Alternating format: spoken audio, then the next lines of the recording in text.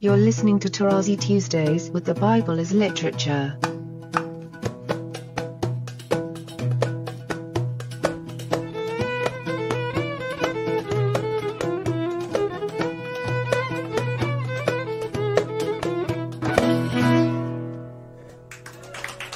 Hi, this is Father Mark Boulos. And this is Dr. Richard Benton. And you are listening to Tarazi Tuesdays with the Bible as Literature podcast. Good morning, gentlemen. Good morning. Morning, sir. Welcome again to the show, Father Paul. So, Father Paul, this morning we were going to talk about Alexander the Great and his imposition of Greek. And I always find that the Middle East is an interesting place that mixes different languages and different peoples using these different languages. But the imposition of Greek was something that really changed a lot. Greek became such an important aspect of the culture, connecting it with more of the Mediterranean world. Can you please talk about how the imposition of Greek by Alexander affected the way that the Bible was understood? Well, first let's begin with this master stroke.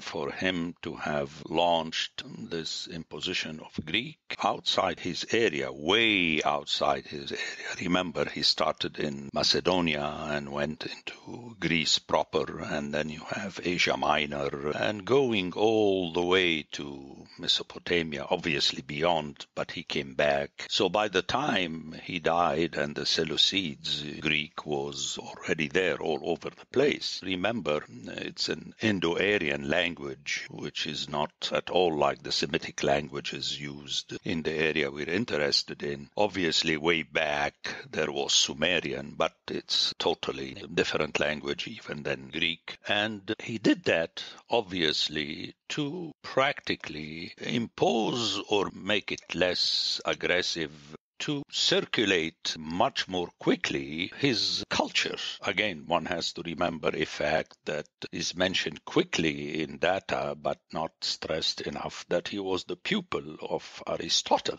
His father assigned Aristotle to teach him. So with the openness, there is always imperialism. Notice the empires are not open in the sense that they come and take your language as their language. They impose their language.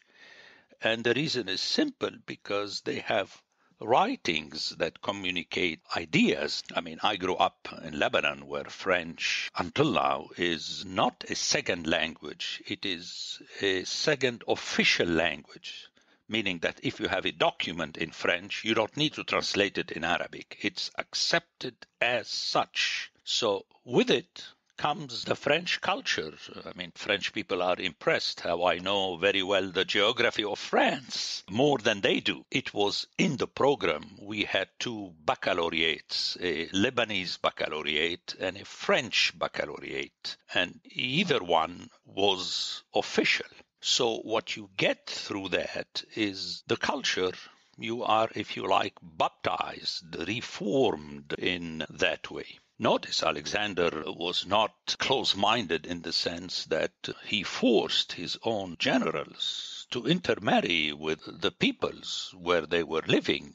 Many of them were unhappy, but the result obviously is that the spouses would have had to learn the language of the conqueror. It was the common name lingua franca. So instead of the Aramaic being, and it has been for many centuries, the lingua franca. It is taken from Latin, when Latin was the lingua franca of Europe, beginning with the Roman Empire. Greek became, and thus the people had to learn at school. And what do you learn at school? Remember John Chrysostom telling Christians of Antioch in the 4th century, well, at school your children learn and read and memorize Greek epics. So at home you have to counteract that. It was still in Greek, but by reading them stories from Scripture, so that some of their heroes would not be only Hercules, but also would be someone like Samson and Joshua, Samuel. People knew that, and until now, you notice how people react against the fact that English is sweeping all over the place. And it's classic how the people react. Let's take the Armenians, for instance. Who speaks about the Armenians? And still they keep their language, they teach it to their children so that they would remember that there are Armenians. It's not by name that you are Armenian.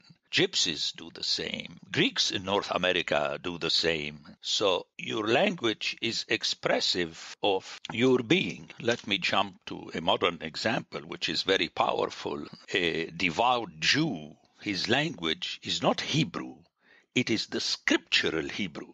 It's not modern Hebrew of the state of Israel. And a devout Muslim, his language is the Arabic of the Quran. So this is how people are shaped. So according to my thesis, when the leaders of the area reacted by, let me repeat, belittling themselves, obviously, but also belittling the conqueror, they wrote an epic. Let's remember that. They did not just write down a couple of emails. The Bible is huge. It's much more massive than the Iliad and the Odyssey put together. So they produced a total literature in a language that is not Greek at all. It's a Semitic language. And according to my thesis, with the aim of translating it in Greek so that the Greeks would read, obviously the Greek, the Septuagint, but as a translation from an original.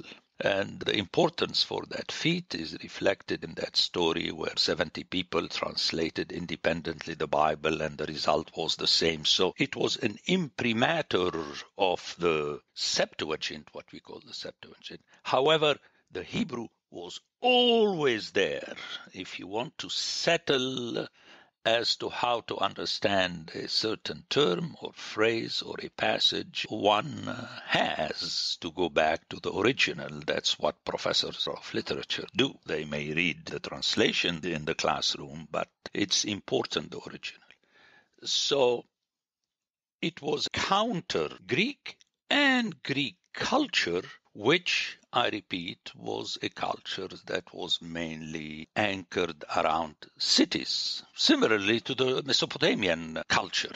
So they brought all this, plus the content of their epics with their deities and so on, and also philosophy. Remember what I keep saying again and again and again, that the third part of the Old Testament is very important. It presents the Torah, which is the law, written originally only in the scriptural Hebrew, as being the true Sophia wisdom. So it's a counterpunch. But again, to understand the value of all that, one has to understand the value of the mechanism of bringing one's language. Nowadays, I spoke about the Armenians and the Greek and so on, but before that, it would be good to mention the peoples of Central and South America that were overrun by Spanish and Portuguese. But again, if you follow the news, a lot of these people in Peru lately and Colombia wanted to go back to their roots. And the first thing that I read on the news is that they requested, and it was approved, that they would have a TV program show, daily TV program show in their language, which is much more impressive than saying that you have a regular Spanish Latino TV in North America, because a lot of these people speak Spanish anyway. It's all over the place. But this TV show was hailed as a great move on the part of the president for having allowed the Aborigines to have their own language. But again, a TV show is not a massive literature. That is the powerful thing that happened, according to me, in the mid-3rd century. One more time, with the intention of translating themselves, the authors. That's why the Septuagint is a translation that is not so much a translation. But you know my position. I don't endorse that knowing the Greek of the Septuagint is enough. Not at all. One must know Hebrew. I'm just expounding the history and the story behind the development of Scripture in the language of Scripture. Let's go back to my first example. In the Lebanese passport, the first language printed is the Arabic, And then you have the French. Obviously, that French is a technical translation of the Arabic. And as I said, the document in French is official, but somehow it's the second official language, not the first official language. If there is something to be settled, it has to be settled in the original language. Is it significant that the Persians are treated better in the Bible, and they did not impose the Persian language on the people, but used Aramaic as the lingua franca, a Semitic language, whereas the Greeks, when they came in, they imposed Greek as the lingua franca? That was also a reflection of a major policy of the Persians. You have outsiders that just crossed the river compared to the Greeks that crossed seas and lands, and they figured out what would be more practical for them, and they opted for the Aramaic. That's why in my books I refer to their culture towards the people of the area as beneficent, really beneficent in that sense. Now, what was their intention? To rule everywhere, and notice that their approach was paralleled with giving a level of freedom to the different areas that they would have the satrapies. They would have a governor whose origin is from that area and thus spoke their language and he knew their people.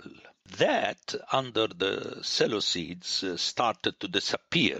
The Greeks imposed technically, you notice by the 2nd century, 1st century, all the official documents were in Greek and everybody spoke Greek. Even in the Roman Empire, Greek was used until way into the 3rd century. Remember the famous emperor philosopher Marcus Aurelius, who wrote in Greek. And it's a different approach, yes, it's a different approach.